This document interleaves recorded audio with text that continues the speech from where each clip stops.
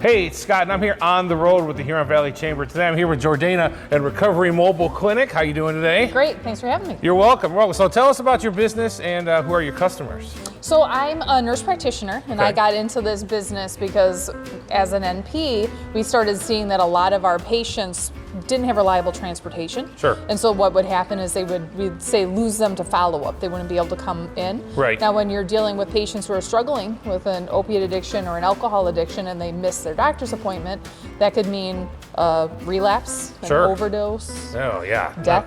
We don't want any of that. Right. Right. So we started thinking, what can we do to increase accessibility? Great. And it's a funny story. My husband sells RVs for a living. Oh. So we were sitting around the kitchen table one day talking about, my lamenting about why I couldn't get my patients, to follow Right. up. And he jokingly said, we should put it in an RV.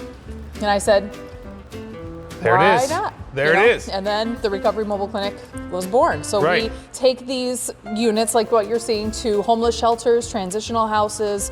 We go to community centers, churches. And what we're trying to do is increase accessibility to patients who don't have reliable transportation Great. because of mental health or substance use Sure. disorders or other things going on in their lives. Great. Good. So I guess that kind of covers how you got the business started and all those things, which is great. It's great. I think it's a need, you know what I mean, in that sense.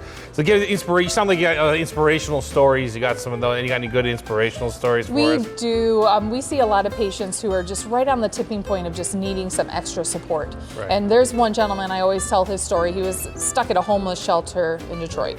And he came onto our unit for high blood pressure. Okay. And let's just say he was angry. Okay. I To got put you. it Lightly. nicely. Yeah. Right. Sure. And he did have high blood pressure. The issue was that he was in a homeless shelter after being released from jail. Okay. Didn't have reliable transportation, didn't have a job, didn't have funding, and his wallet was stolen. So he had no ID, no social security card, nothing. He was Right. stuck.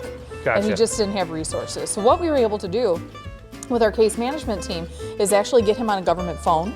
We were Nice. able to get him a state ID. Within 2 months, we had his social security card and his birth certificate, and he had a job. There you go. And within 4 months, he was able to come back because he had an apartment, and he was excited that he was getting his driver's license back. And guess what?